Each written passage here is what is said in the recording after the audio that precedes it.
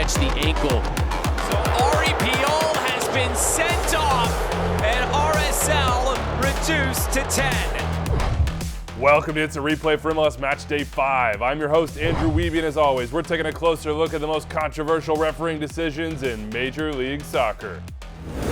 We start in Harrison, New Jersey. Red Bulls hosting Toronto FC, 38th minute. New York's Raheem Edwards is driving into the penalty box. Henry Wingo is chasing, he's cutting across. Edwards goes down. No PK, says referee John Freeman. But of course, VAR Jorge Gonzalez is checking, and not only checking, recommending a review to Freeman for a clear and obvious error for a foul and penalty. Freeman goes to the monitor, sees the contact on Edwards' right foot, the trailing leg, you see it right there, and points to the spot. Penalty. I'm going to give props to my guy Kalen Carr because he does a wonderful job with this one. Let's take a listen. Contact is initiated from Edwards. He sees him clearly and he drags that right leg back to understand that Wingo's going to be in a difficult position. So while Gonzalez and Freeman see penalty, I agree with Kalen. I see Raheem Edwards throwing that trailing leg back and across his body in a clearly exaggerated way, in my opinion, to create the contact.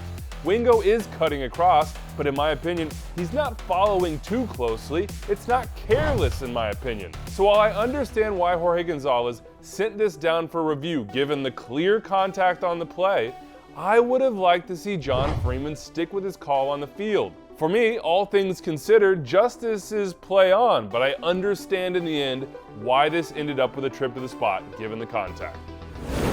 One more from this match. Second half stoppage time. Felipe Carbayo he's testing the limits here. He gets a yellow initially for this pull and then maybe a little bit of the throwing of the ball. And then he gets a second yellow immediately afterwards because he follows John Freeman and absolutely screams at him all the way down the field. 2 yellows equals red. Carbayo is off. Now that second yellow, in my opinion, absolutely must be given. The way Carbayo pursues the referee and continues screaming in his face, yes, the yellow must come out. But here's the thing, I just don't think it had to get to that point. Freeman had an option on that first yellow. For me, the foul itself would not rise to the level of a yellow card. You could interpret the afters as a yellow card, but it's the 92nd minute. For me, just in terms of game management, I would have liked to see Freeman say, hey, calm down, the restart will be taken quickly, and play continues, and none of this ever happens. But in the end, Carbayo, you simply cannot go after the referee in that manner. You were asking for the second yellow.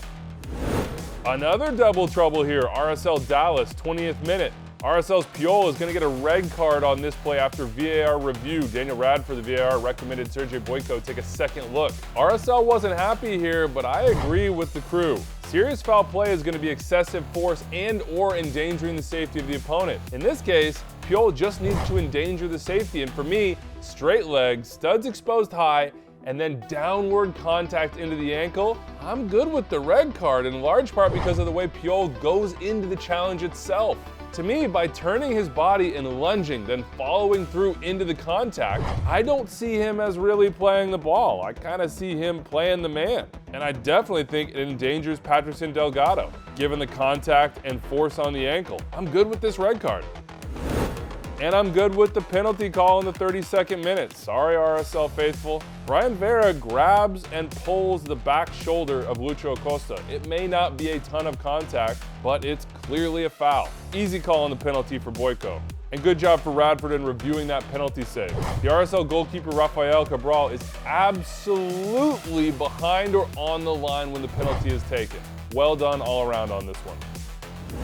Let's go to Minnesota. Galaxy in town, 83rd minute. We've got a possible handball inside the area on Maya Yoshida. Initially, this is not called live by Chris Pinso, but Kevin Stott, the VAR, gets in his ear and says, look at the monitor. Pinso goes there and we all see what he sees. Ball hitting hand. Pinso points to the spot and this is a penalty. My first impression is to agree with Lloyd Sam. You could interpret this as pretty harsh from a defender's perspective. That shot is headed to Rosette, and when you stretch to block, your arms are naturally going to come up a little bit to provide balance. But in the end, the PK decision is absolutely supported by the law and the way we're accustomed to seeing it interpreted. In the act of blocking, Yoshida raised his arm above his shoulder and the ball hit his hand.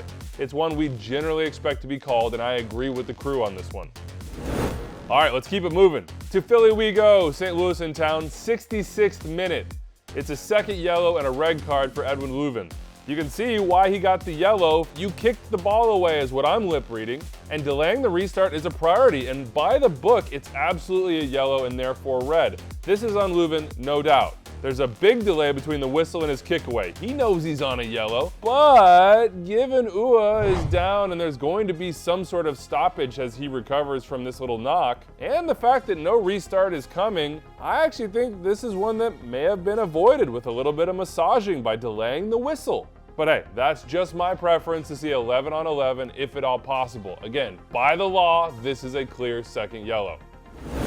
Charlotte San Jose, 73rd minute, we have got a potential dog-so-red-so. In fact, it was called dog-so-red-so and stayed that way after a video review. This is a foul on Andrew Privet. There's holding here, so I understand why red was initially the call. If you hold, don't play the ball, and deny an obvious goal-scoring opportunity, you're going to be sent off. I know the laws say holding, if not attempting to play the ball, should be a red card in this situation, but to me, that ought to be cynically holding. And in my opinion, Privet is trying to gain position to win the ball. He has goal-side position here. He's not trailing the play. So for me, in the end, justice would have been a penalty, no doubt about that, and a yellow card for Privet. I agree with the VAR.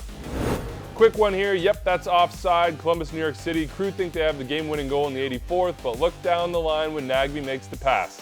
Juan Jones is clearly offside. Well done to the VAR on this for spotting this and recommending review.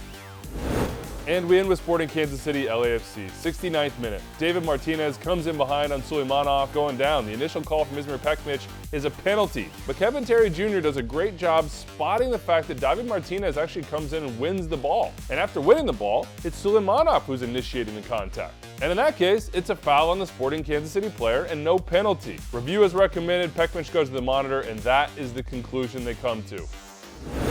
Oh, quick bonus for the comment section. Vancouver, Chicago, 20th minute. Is this a penalty for the Whitecaps? Did Andrew Gutman push Liam McKenzie before the foul on Chris Brady, the goalkeeper? I'll hang up and listen. Remember, if you see something, say something from Matchday 6. Give me the game and the time of game. Please, please, please. It helps us so much. Big thanks to my editor, Aldo Medina, and my producer, Rich Hernandez. I'm Andrew Wiebe. We'll see you next time.